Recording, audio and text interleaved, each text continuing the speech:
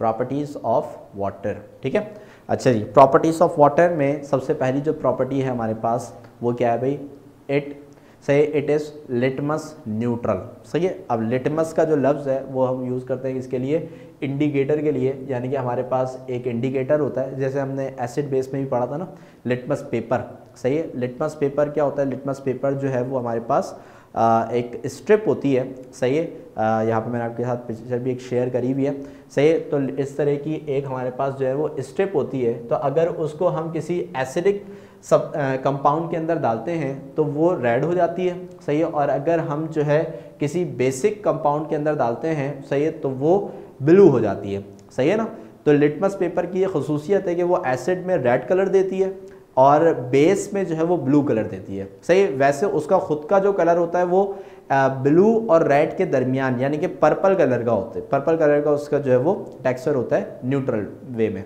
तो अगर हम उसको बिल्कुल ही प्योर वाटर के अंदर डालें तो प्योर वाटर की जो पीएच होती है वो 7 होती है, जो कि एसिड और बेस के बिल्कुल दरमियान में है, सही। तो वो न्यूट्रल कहलाती है। तो इसी वजह से अगर हम उसको बिल्कुल ही प्योर वाटर के अंदर डालते हैं तो वो अपना जो कलर है वो बिल्कुल भी चेंज नहीं करती, यानी कि जो पर्पल कलर का जो शेड होता है वो पर्पल कलर का ही रहता है, यानी कि ना तो वो ब्लू होगा और ना ही वो रेड होगा, सही। तो इस वजह से होगा क्या कि हमारे पास जो उसका कलर है वो बिल्कुल ही क्या रहेगा, सेम रहेगा। इसी वजह से क्या लिखा हुआ है, इट इज लिटमस न्यूट्रल, सही है। यानी कि अगर लिटमस पेपर को आप उसके अंदर डालोगे तो वो न्यूट्रल रहेगा, सही है, यानी कि वो अपने कलर को चेंज नहीं करेगा, सही है।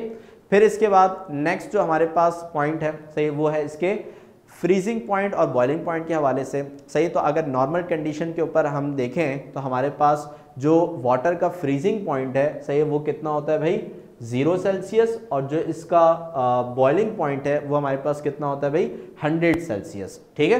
तो 0 सेल्सियस पे पानी जम जाता है, फ्रीज हो जाता है, और 100 पे बॉयल हो जाएगा, ठीक है। अच्छा, फिर इसके बाद नेक्स्ट डेंसिटी ऑफ वाटर, सही है। वाटर की जो डेंसिटी है, सही, ये हमारे पास कितनी होती है भाई, ये होती है हमारे पास 1 ग्राम पर cm3, सही है। तो ये हमारे पास इसकी डेंसिटी है, इसकी वैल्यू भी याद रखिएगा, MCQs के अंदर जो है वो ये पूछी जाती है, सही है। तो इसको MCQs के हवाले से ध्यान में रखिएगा, ठीक है।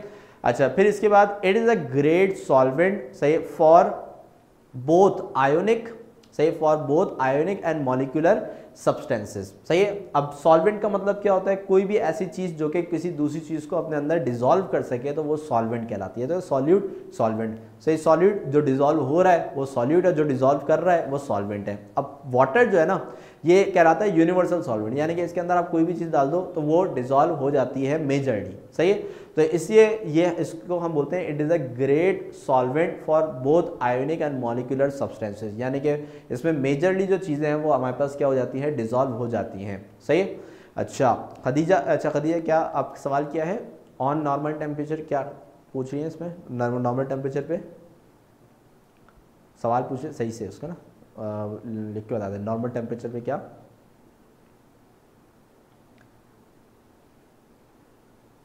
ओके, सही है। चलिए आप जब तक पूछ रहे हैं मैं नेक्स्ट पॉइंट पे जाता हूँ। तो अब यहाँ पे हमारे पास क्या है कि भाई पहली चीज़ कि भाई अगर हम पानी के अंदर किसी भी चीज़ को डिसॉल्व करते हैं तो बड़ी आसानी से जो है वो उसके अंदर जो है वो डिसॉल्व हो जाती है, ठीक है। अच्छा हाँ, ये है, ये सही है कि भाई नॉर्मल टेम्परेचर, यानी कि अगर मैं रूम टेम्परेचर के ऊपर बात करता हूँ तो रूम टेम्परेचर पे वाटर जो है वो हमेशा लिक्विड स्टेट के अंदर ही होता है, सही है। लेकिन अगर हम उसको एक्सट्रीमली लो टेम्परेचर यानी कि 0 सेल्सियस के ऊपर ले जाते हैं तो वो सॉलिड, और अगर उसको हम 100 सेल्सियस के ऊपर ले जाते हैं तो वो बॉयल होके वेपराइज होना शुरू हो जाएगा, यानी कि गैस के अंदर कन्वर्ट होना शुरू हो जाएगा, ठीक है भाई। अच्छा अब आते हैं इसके बाद नंबर 5th पॉइंट पे, सही। नंबर 5th पॉइंट है हमारे पास, it has a very high heat capacity of 4.2 kilo joules per mole, सही। यानी कि इसकी जो हीट कैपेसिटी है वो सबसे ज़्यादा होती है, बहुत ज़्यादा होती है, सही। यानी कि अगर हमें इसके सिर्फ 1 मोल का 1 केल्विन टेम्परेचर राइज करना है, इसको ज़रा समझिएगा, सही। सिर्फ 1 मोल का 1 केल्विन टेम्परेचर अगर मुझे राइज करना है, सही, तो मुझे इसको प्रोवाइड करनी होगी 4.2 किलो जूल। किलो जूल का मतलब है कि अगर मैं इसको जूल में कन्वर्ट करता हूं तो ये हो जाएगा हमारे पास 42,000 जूल, सही, यानी कि 42,000 जूल ऑफ हीट अगर मैं इसके 1 मोल को प्रोवाइड करता हूं तो इसका सिर्फ और सिर्फ 1 केल्विन टेम्परेचर जो है वो क्या होगा, राइज होगा। इसका मतलब ये है कि इसकी जो हीट कैपेसिटी है ये बहुत ज़्यादा होती है, यानी कि ये अपने अंदर हीट को बहुत अच्छे से एब्जॉर्ब कर सकती है। सही, अब इससे फ़ायदा क्या होता है, इससे फ़ायदा ये होता है कि जब पानी जो है वो अपने अंदर हीट को बहुत अच्छे से एब्जॉर्ब कर लेती है, सही है, तो इससे होता ये है कि जब समझ लें कि जब सर्दियों के दिन होते हैं, सही है, तो जो क्या नाम है, लेक्स हैं, पॉन्ड्स हैं, रिवर्स हैं, उसके अंदर जो मरीन लाइफ होता है, सही है, तो वो इसकी वजह से जो है बड़े बेनिफिट हासिल करता है, क्योंकि उससे होता है क्या है कि जब पानी का जो अपर लेवल है उसका टेम्परेचर बहुत ज़्यादा ठंडा हो जाता है, तो वहाँ पे जो मरीन यानी कि जो मरीन लाइफ है यानी कि मछलियाँ वगैरह वो उसके अपर लेवल पे नहीं होती, वो कहाँ चली जाती है, वो उसके नीचे चले जाती है, पानी के नीचे चले जाती हैं। अब इससे होता है क्या है कि जो नीचे का टेम्परेचर है ना वो गर्म होता है। सही, क्यों? क्योंकि पानी की जो हीट कैपेसिटी है ना वो बहुत ज़्यादा है, तो पानी जो है वो हीट को काफ़ी देर तक अच्छे से अपने अंदर एब्जॉर्ब कर लेता है। तो इसकी वजह से जो लोअर टेम्परेचर है वो गर्म होता है और अपर टेम्परेचर ठंडा होता है। तो जो मरीन लाइफ है यानी कि जो मछलियां हैं, सही, वो सब की सब कहाँ चले जाती हैं सर्दियों में, नीचे की तरफ चले जाती हैं ताकि वो गर्म पानी में रह सके। सही, तो जो नीचे का टेम्परेचर है वो क्या रहता है, गर्म रहता है। सही, क्यों? क्योंकि उसने जो है वो क्या की हुई होती है, हीट एनर्जी जो है वो एब्जॉर्ब की हुई होती है। तो हीट कैपेसिटी जो है वो वाटर की वो काफ़ी हाई होती है और इससे हमें ये कुछ और बेनिफिट्स देखने को मिलते हैं। सही, अच्छा, फिर इसके बाद this feature of water is responsible for maintaining the earth temperature with in reasonable bonds. अब जैसे कि मैंने एक तो आपको ये मछलियों वाला बताया, सही है, और दूसरा क्या है भाई कि ये जो वाटर वेपर्स हमारे एटमॉस्फेयर के अंदर शामिल होते हैं, सही, ये भी हीट को क्या करते हैं, एब्जॉर्ब कर लेते हैं। जैसे कि अभी हम पढ़ के आ रहे हैं ग्लोबल वार्मिंग के अंदर कार्बन डाइऑक्साइड गैस हीट को एब्जॉर्ब करके अर्थ को वार्म रखती है, इसी तरीके से कार्बन डाइऑक्साइड के साथ वाटर मॉलिक्यूल्स भी शामिल होते हैं जो कि यही काम कर रहे होते हैं। सही, यानी कि वो अर्थ के एटमॉस्फेयर को गर्म रखते हैं सूरज की रेडिएशन को एब्जॉर्ब करके। सही, तो अगर क्या नाम है, एनवायरनमेंट में मॉइस्चर यानी कि वाटर लेवल भी ज़्यादा मौजूद है तो वो वाटर भी मॉलिक्यूल्स भी क्या करेंगे, हीट को एब्जॉर्ब करके अर्थ को वार्म रखेंगे। अदरवाइज होगा क्या कि अर्थ का जो टेम्परेचर है वो क्या होगा कि दिन के वक्त तो बहुत ज़्यादा गर्म हो जाएगा, सही, और रात के वक्त क्या हो जाएगा, बहुत ही ज़्यादा ठंडा हो जाएगा। सही, अगर ये क्या नाम है, वाटर मॉलिक्यूल्स ये अगर अर्थ के एटमॉस्फेयर में शामिल ना हुए तो। सही, तो ये भी इसके साथ एक बेनिफिट ये हमें मिलता है। ठीक है, इसके अलावा water remarkable capillary strength is due to its one of a kind of action. सही है, अब इसमें वाटर के अंदर एक बड़ी ही क्या नाम है, ज़बरदस्त चीज़ होती है जिसको बोलते हैं कैपिलरी एक्शन। कैपिलरी एक्शन क्या होता है, सही, कैपिलरी का जो लफ्ज़ है वो निकला है कैपिलरी ट्यूब से। सही, आपके स्कूल्स वगैरह में प्रैक्टिकल्स होंगे, सही, तो वहाँ पे आप एक क्या नाम है, ग्लास की एक ट्यूब यूज़ करोगे जिसको हम बोलते हैं कैपिलरी ट्यूब। सही, अब कैपिलरी ट्यूब जो है वो क्या होता है कि इस तरीके की वो कैपिलरी ट्यूब होगी, सही, तो उसको अगर आप पानी में रखोगे तो क्या होगा कि कुछ लेवल तक जो पानी है वो खुद ब खुद इसके अंदर क्या हो जाएगा, भर जाएगा। जैसे कि आपको यहाँ पे नज़र आ रहा है, जैसे ही मैं कैपिलरी ट्यूब को इसके अंदर डाल रहा हूँ, सही, तो पानी जो है वो खुद ब खुद इसके अंदर भर रहा है। सही, तो इस क्या नाम है, एक्शन को, सही, इस फिनोमिना को हम बोलते हैं कैपिलरी एक्शन। सही, अब वाटर के अंदर जो कैपिलरी एक्शन है, सही, कैपिलरी स्ट्रेंथ है वो बहुत ज़्यादा होती है। सही, इसी वजह से होता है क्या है कि जो हमारे पास क्या नाम है, पेड़ पौधे होते हैं, सही, वो कैसे होते हैं, बिल्कुल ही वर्टिकल होते हैं।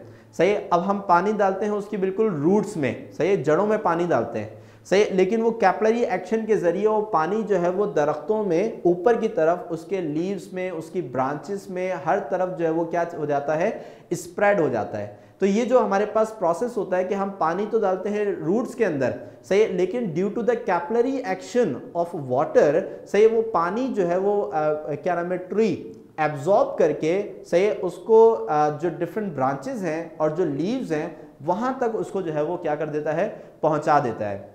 सही, तो कैपिलरी किस वजह से होता है, वाटर की कैपिलरी स्ट्रेंथ की ही वजह से होता है कि पानी बिल्कुल रूट से उठ के कहाँ पे चले जाता है भाई, सही, वाटर के upper parts, stems, branches and leaves के अंदर जो है वो बिल्कुल ही क्या हो जाता है, डिस्ट्रीब्यूट हो जाता है। क्लियर हो गई बात यहाँ पे? सही, तो इन पॉइंट्स को एक दफ़ा रीड आउट करें और किसी भी पॉइंट में अगर कोई क्वेश्चन है तो जल्दी से वो आप पूछ लीजिए।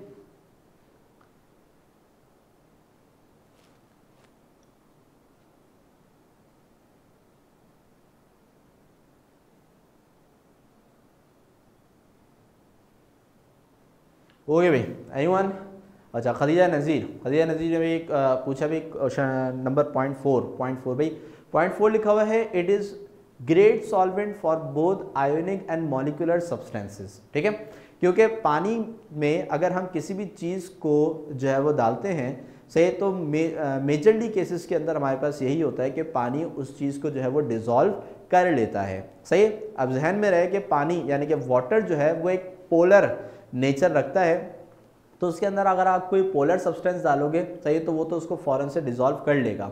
लेकिन बाज़ औक़ात हमारे पास क्या होता है कि अगर कोई नॉन पोलर है तो वो भी उसके अंदर जो है वो डिज़ोल्व हो जाता है। अब उसका रीज़न भी हम जो है वाटर एज अ सॉल्वेंट के टॉपिक के अंदर पढ़ेंगे कि वो ऐसा क्यों होता है। ठीक है, तो क्या होता है कि भाई जो पानी है वो आयोनिक यानी कि पोलर के साथ साथ मॉलिक्यूलर यानी कि नॉन पोलर सब्सटेंसेस को भी अपने अंदर डिज़ोल्व कर लेता है। इसी वजह से चूंकि वो इतने सारी चीज़ों को अपने अंदर डिज़ोल्व कर सकता है, तो इसलिए हम उसको बोलते हैं ग्रेट सॉल्वेंट, यानी कि वो बहुत सारी चीज़ों को अपने अंदर डिज़ोल्व कर सकता है, इसी वजह से हम उसको ग्रेट सॉल्वेंट कहते हैं। ठीक है, ठीक है भाई खदीजा, आपको समझ में आ गया? ओके, अब आते हैं मिनाहिल के क्वेश्चन की तरफ। मिनाहिल बोलिए सर पॉइंट 6। अब पॉइंट 6 हमारे पास क्या भाई? पॉइंट 6 है भाई, this feature of water is responsible for maintaining the earth temperature, सही, विद अ रीजनेबल बाउंड। सही, यानी कि अब इसमें जो समझने वाली चीज़ है ना वो ये है कि भाई अभी हमने एक टॉपिक पढ़ा है, सही, और वो टॉपिक था हमारे पास ग्लोबल वार्मिंग का। सही है, तो उसके अंदर हमने ये बात पढ़ी थी कि जब अर्थ की तरफ जब सूरज की रेडिएशन आती हैं तो वो टकरा के हमारे एटमॉस्फेयर के अंदर मौजूद कुछ गैसेस में एब्जॉर्ब हो जाती हैं, जिसकी वजह से होता क्या है कि अर्थ जो है वो फिर क्या हो जाता है, वार्म हो जाता है, यानी कि गर्म हो जाता है, और वहाँ पे लाइफ पॉसिबल हो पाती है। क्योंकि अगर अर्थ जो है वो ठंडा हो जाए तो फिर हम वहाँ पे रह नहीं सकते। ठीक है, अब ये जो गैसेस हैं, सही है, जो कि इन रेडिएशंस को एब्जॉर्ब करती हैं, इसमें सबसे बड़ा किरदार तो कार्बन डाइऑक्साइड का है। सही है, लेकिन इसमें एक और जो गैस है वो शामिल है, और वो है हमारे पास वाटर वेपर्स। सही है, यानी कि जो पानी के, जिसको हम बोलते हैं उर्दू में बुखारात, सही है, वाटर वेपर्स। तो ये जो वाटर वेपर्स हैं, सही है, ये जो हमारे इन्वायरमेंट के अंदर मौजूद हैं, सही, ये क्या करते हैं, ये इन रेडिएशंस को एब्जॉर्ब कर लेते हैं। सही, अब एब्जॉर्ब करने से होता क्या है, क्योंकि वाटर की जो हीट कैपेसिटी है वो चूंकि बहुत ज़्यादा है, तो ये बहुत ज़्यादा देर तक हीट को अपने अंदर एब्जॉर्ब रख सकते हैं। इसकी वजह से होता क्या है कि अर्थ का जो टेम्परेचर है, सही, वो एक रीजनेबल बाउंड्री में रहता है। सही, यानी कि ना तो बहुत ज़्यादा गर्म होता है और ना ही बहुत ज़्यादा ठंडा होता है।